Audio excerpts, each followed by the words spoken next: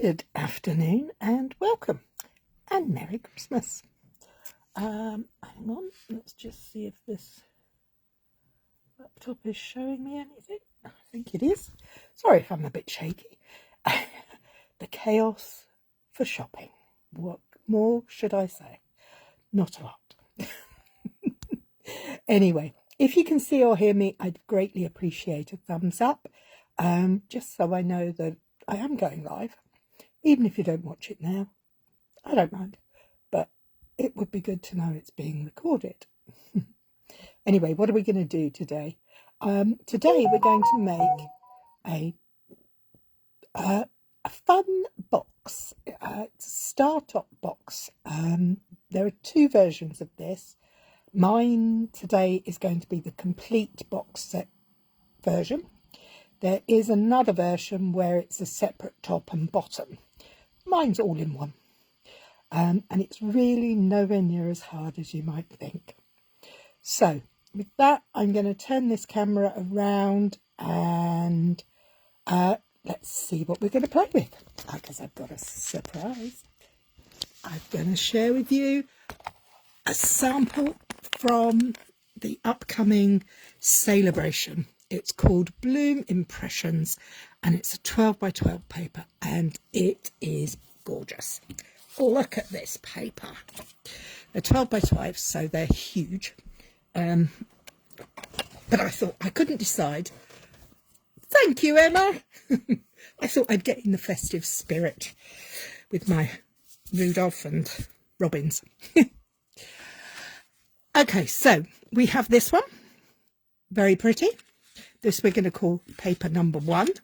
They do have nice patterns on the back, but we're only going to look at the front page, front side. So we've got number 1. We've got all the pinks for number 2. We've got more pinks, but this time it's got some splashes of shamrock. This is more of a directional paper. This looks like little sprouts of grass or leaves for the flowers. I don't know if you can see. Look, just little flowers on there, which is very pretty. Let me just push that shut. Now this is my favourite because it's yellow, and I don't know why, but I'm into yellow at the moment. This one has a yellow on, but peach pie on the other side. And again, this has the green little sprigs of grass or leaves. Well, there's this beautiful, beautiful purples. Let me just make sure. And that has a lovely purples on the back as well. It is stunning. And then we have this one, which is the multicoloured version, which has a shamrock on the other side. So this is number 6, number 5, number 4, number 3, number 2, and number 1. Which one shall we use? I'm using a black base for this. So first one that tells me 1, 2, 3, 4, 5 or 6. We will play with those colours. Number 6. So this one. That's right, isn't it? Yes. Number 6. We're going for this one. Lovely. I'm going to put it to one side because we don't need it for a while. But what we do need is some cardstock, which I have here. Now, oh, you wanted it the other way round. Sorry, did I get the numbers round the wrong way? Do we mean this one? We'll go with that one. That's fine. It'll all look, oh, look how nice that looks on the black. Hi, Lynn. How are you, my love? We're going to use this one. We're going to use black cardstock. And what we're going to do is we're going to create our box. Now, this piece of card measures 21 across and 15 down. And you're going to need your trimmer. Oh, I'm going to throw mine at the table, as I often do. And I'm going to try and line this so that you can see it. Okay, so this, we're going to get our cutting blade out the way. We only need our trimmer, our scoring blade. So along the 21 edge, they are very pretty, aren't they, Mummy? We're going to score it at 5 centimetres. Nice scoring. 10 centimetres. Lynn, you're going to love this if you don't know it already. 10 and 15. Lynn is our resident box maker. And then we're going to, because I don't want to get my arm out, and I know that this measures 21, I'm just going to score it at 1, because we're going to be scoring across that panel in 5 centimetre increments. So we score at 5, 10, 15 and 20. So my way round, 5, 10, 15 and then 1. Okay, so we've got those lines. We're now going to rotate it 90 degrees and we're going to score it at 2 centimetres. Take it out and turn it round. The reason I do that is because my trimmer has numbers up to 3.5 on the right hand side, as well as the full gamut across on the left. And I find it easier to have my cardstock here where it's stable rather than flopping off the other end. So I will very often score small numbers that way, take it out and then rotate it and score it at the next figure. So in this case, that's 8.5 centimetres. So we've now scored at 2 and 8.5 across the 15 centimetre line. So we're going to take the trimmer away. We are going to be doing more scoring, but we're going to be using a ruler and a ball tool or a scoring tool. Now, because this is cardstock, I'm using a fairly small nib. I've got them in various sizes. That one's quite a large one. I would use this one on vellum and fine papers, that one on paper that's a little heavier, and this one has a very tiny ball end there, which is quite good if you're doing precision things through a stencil. But this one I find, now these are very old, I have no idea where they came from, but there are plenty on the market. So I've got my ruler, I've got my scoring tool, and I have my scissors. The first thing I'm going to do is I'm going to cut my notches in my box. So with the 1 centimetre panel to the right, I'm just going to snip out there, and then again at this score point here, and notch off the top as well. So we create that. I'm then going to do the same along this bottom. These are going to be the flaps at the bottom of our box. Now I hear you say it's going to be a very small box. Well, it's not, because you do need to make 2 of these. I have already made one. That is all the cutting you need to do. Or apart from punching at the end. So now hopefully you can see my score lines on here. So now I'm going to take my ruler and I'm going to score diagonally, corner to corner, on each of these boxes. Now try to be as neat and precise as you can. I work in one direction first. You could do each box as you go along. Choice is yours. I have got a diagram of this.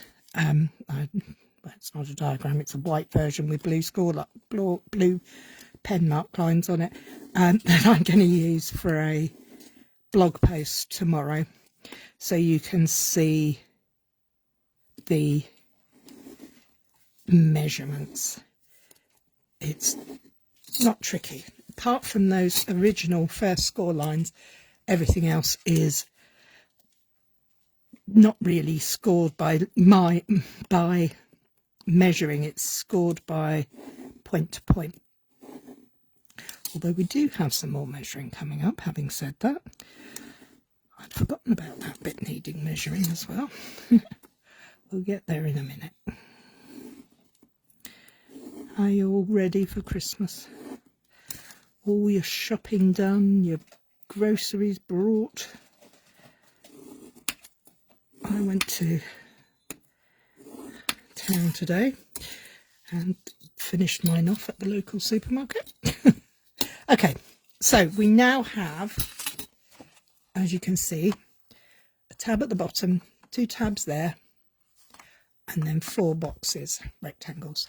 And in the top panel, we have diagonal score lines. Now we're going to put some more in. And to do that, I'm going to use my score tool again, and I'm going to mark at 2.5 centimetres, 7.5 centimetres, 12.5 centimetres, and 17.5 centimetres. Food and presents brought, still have wrapping to do and decorate the tree. I have done everything apart from 1 bag of parcels, which I can't do until a certain person isn't around. So we have now marked at the top of the, in between these score lines here. So the 2.5, 7.5, 12.5 and 17.5 are marks at the halfway mark there. Now going to score from that mark to that midpoint. We're only going there. We're not going to go any further down. So we got those. Can you see that? Yeah, that shows nicely. Glad I chose black. I thought it might show up a little better than white. Again, find your mark down to the score. Mark, score. There we are. Okay, so that is all the scoring for this panel done. You will need a second piece. It is exactly the same.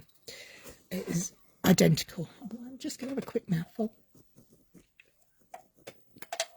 Okay, so now, good old trusty bone folder. Let's do some bone folding. We're going to do the tabs first. And we're going to do the bottom flaps. Now, this is the side I scored, and the flaps are going to go inward from there. So just fold that over.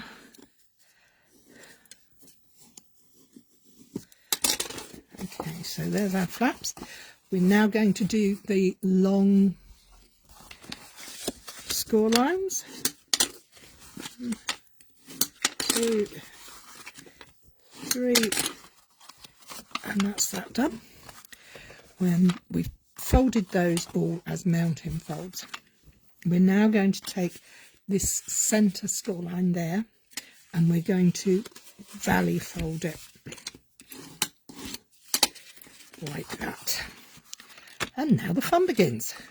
We're going to score all these score lines, so keeping them to the points where they go. So there we have 1, 2, 3, 4, 5, 6, and then we're going to reverse that, and we're going to go corner to opposite corner, corner to opposite corner, again the last one that way. Okay, then we have these small score lines, and they're going to go up. So we're just going to go from that midpoint up. So you don't want to go beyond there. Hope you can see what I'm doing okay.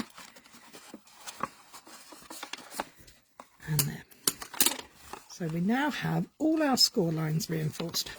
And what happens is this folds in and up.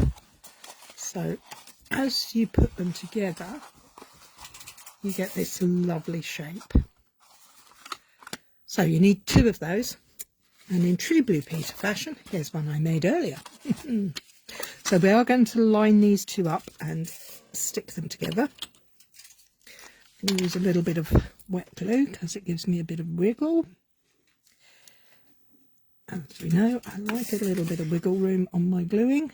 And the important thing is to make sure that these marks here, these points, line up neatly. We don't want them to wobble around. So I'm going to apply a little bit of pressure on there, and that's created now our nice long line. All these folds there. So let's turn it round, and we're going to apply adhesive, just to give that a quick bone fold. Adhesive on these tabs. You may find them at Easter. I knew I'd seen it somewhere. It's probably you that showed me. Have you tried making them with the lids rather than an all-in-one box?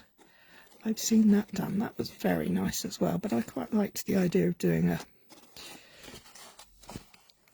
an all-in-one box for today. Okay, so we're lining up those tabs to close up our box.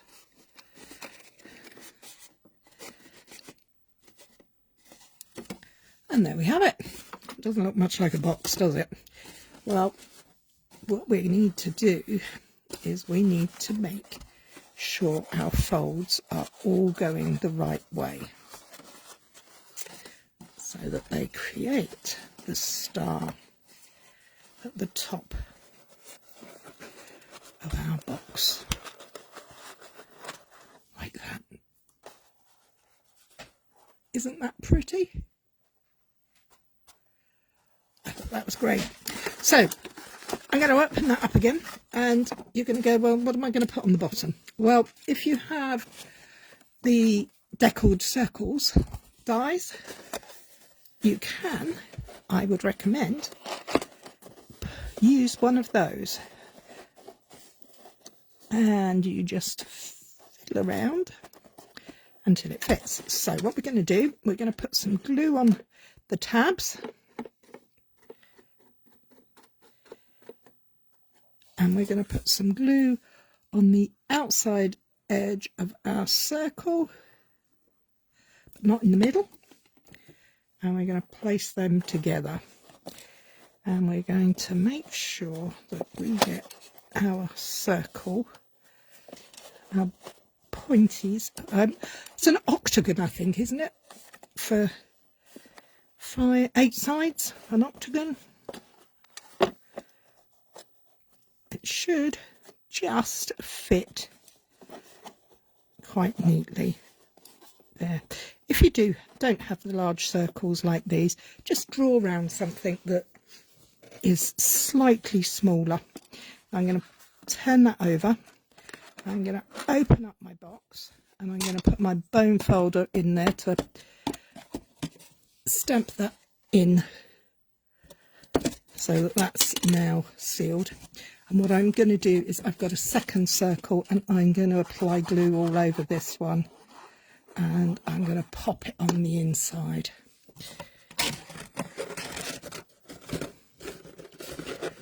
When I can get it in there. Now my sausage fingers don't work for this. There we go. So that now has a nice, neat, tidy finish on the inside as well. Okay, so there we have it. There's our box. And now we just need to work out our closure. Put that away. Now don't know about you guys, but I have still got my old Stampin' Up handheld circle punches. They're very elderly now, but They're very good. Now this is the 1/8 circle punch, because I'm going to use some twine to act for the closure on my, you can use ribbon, all sorts of things. You can even close it without anything. Do you know what? Shall we just leave it like that? I like that. Let's not put ribbon or anything on it. Let's get to decorating. I'll leave that there so that I can admire it, and we'll crack out this pretty paper. Actually, I'm going to have to leave it because I need to cut my paper. So, I'm going to take my trimmer out again, and this time we're going to concentrate on these panels to start with. So we need them to be 4.5 centimetres wide.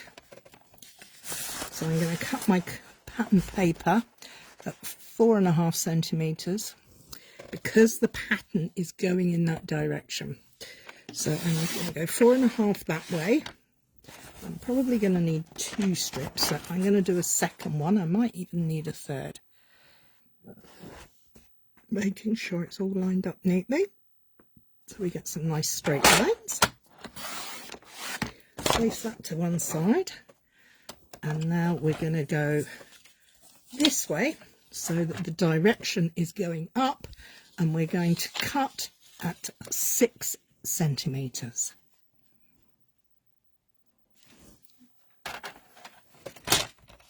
So that's 1, 2, 3, 4. Well, that would work out, wouldn't it?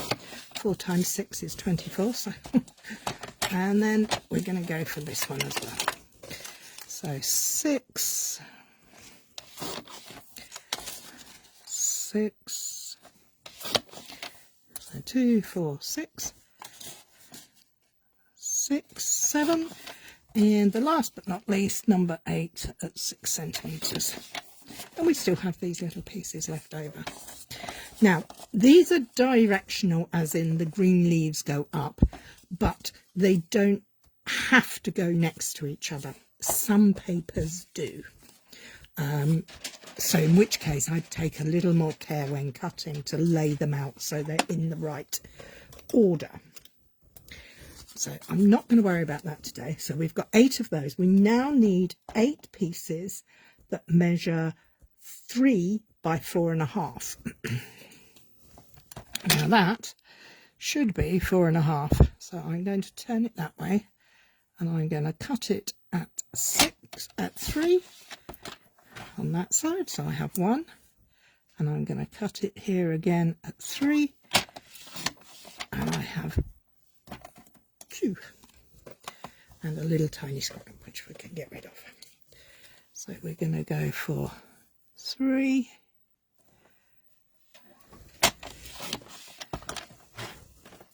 and 3 again. Okay, let's grab another piece of paper because we need 4 more small rectangles. So let's bring this back. And we need it to be at 4.5 again. I knew we'd need 3. Somewhere in my brain it had registered. Check the bottom measurements the same as the top. I'll take that out of the way. And again, we're going to go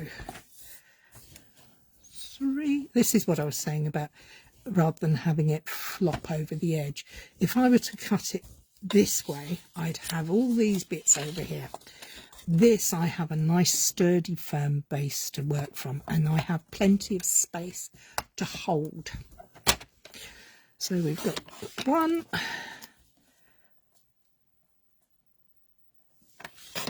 2, 3 and 4. That should make a total of 8. A nice decent sized strip there for another project. So what we're going to do with these, well, the first thing we're going to do with these is make sure we've got them the right way up. So we want our grass to be going, or leaves to be going the right way up. And we are going to, we need to mark them. So I'm going to bring my ruler back in, and I'm going to measure. So this is the 3 centimetre line, and this is the 4.5 centimetre line. So I need to measure in the middle of my 4.5, which would be 2.25. Now my ruler has those marks on them. The other way to do it is to fold it in half and just notch. So 1, 2.5, which will show me there, and then I can take either my scissors, a trimmer, or whichever way you prefer to work. And we're going to cut triangles. The other way, if you don't want to measure, is to just nip that corner and then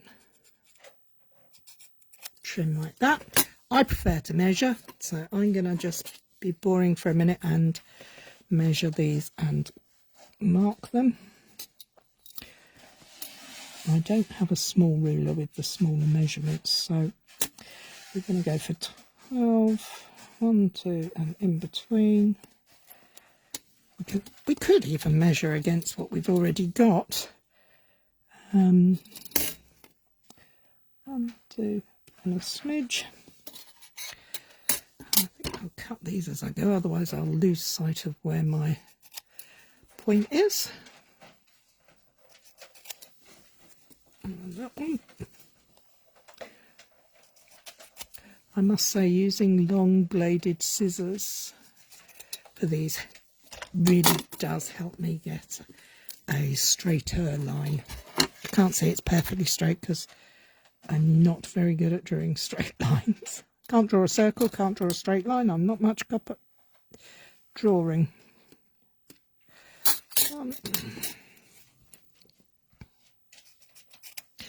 Now, of course, if I had been sensible, I might have had all this ready. But no, of course not. Okay. 1, 2 and half. So,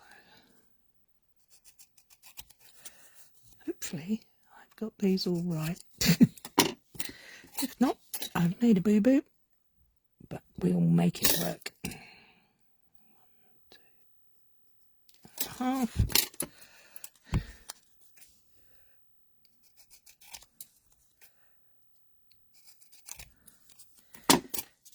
Last one.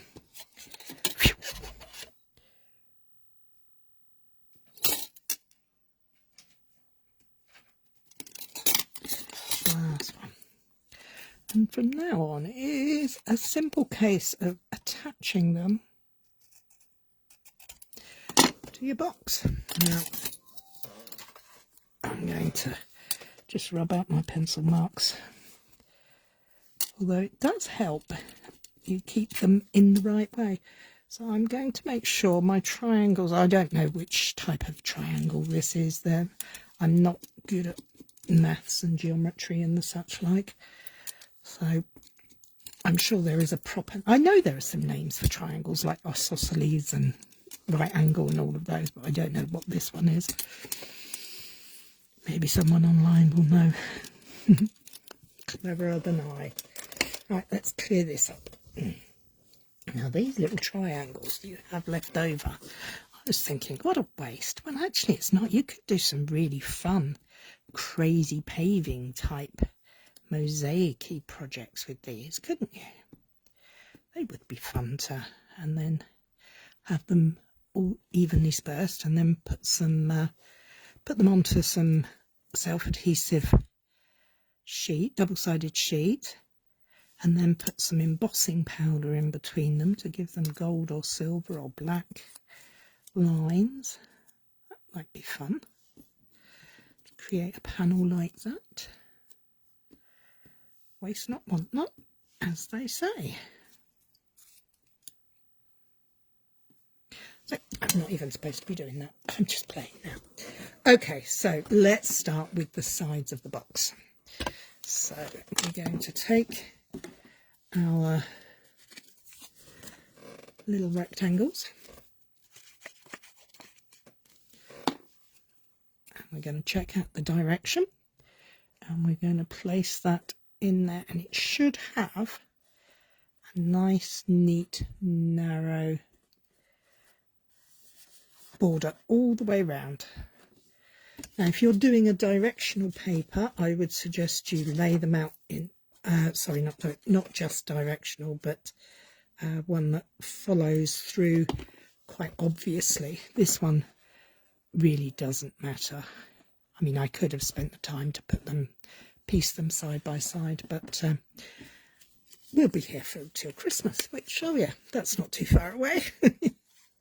But it's still far too long to be standing here. So here we go. Panel 3. It's quite therapeutic to sit and do something that's a little bit repetitive like this. Well, I think it is anyway. And I love this paper against the black. I think it really does pop. That's not very straight, is it? Let's give that a little bit more. That'll do. That's because I'm doing it on the side, not facing me. You could use any adhesive for this. I like my liquid glue, but whatever makes it easier for you is good. Now, when we finish this, I'm going to deliver some presents to my family and friends, and I'm going to go and look at the Christmas lights. We're going to drive around and look at other people's pretty houses. Do you do things like that? I love going to see the lights.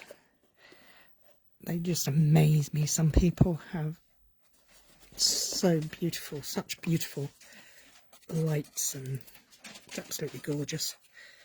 Now, the last one of these, as you can see what I was meaning about if you had a pattern that went not only up and down but also landscape, how you could make them work around the sides. But doesn't that look pretty? So let's go for our top panels now. And again, let's just check that they are going to fit, and they do. So let's make sure we get a bit of glue on each of the points. But we don't want it to squidge out the sides, because we want it to be nice and neat. And again, you could follow through the paper and everything there. Fortunately, these papers don't need that, in my opinion. You may decide otherwise. Now, if you're in the UK and you don't already have a demonstrator, I would love to help you by sending you a copy of the upcoming spring mini catalogue and the celebration catalogue, where you can see how you can earn these beautiful papers for free. They are free with a qualifying order. And they're not the only pretty thing that's in the offer, I have to say. There are some very cute things.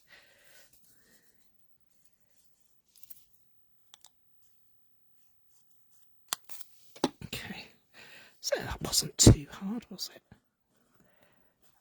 I think it looks harder than it is. The hardest part is actually trusting that it will work and believing that the pattern will come together. Now, we could, if if we wanted. Put some twine or ribbon or whatever to help keep that closed. But I don't think it actually needs it on that one, because that's flat. That's a flat topped box. But if we put it up, pop it up, you can see the star more. And for the star to pop up, I think you would need something in it. In fact, let me show you this one that I made earlier. And this does have the twine, so that you can see how it works. And the twine, you just punch through double layers of these peaks as they come up, as this one has.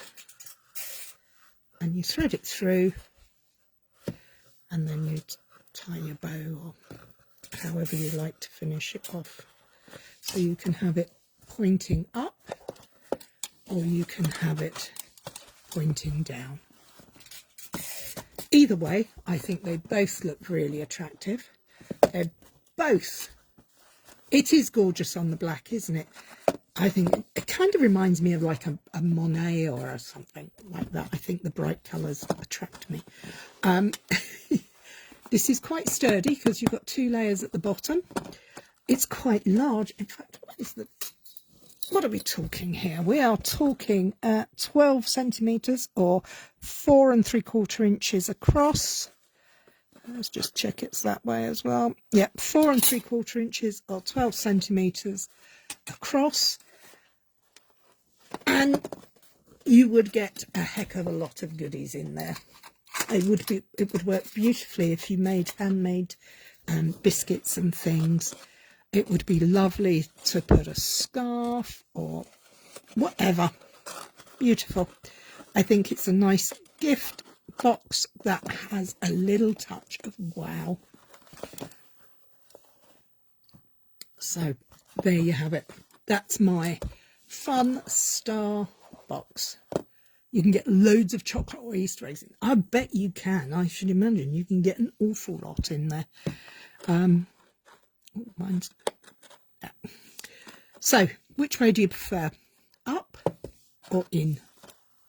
Thank you, Emma. I really like them. I think they're beautiful.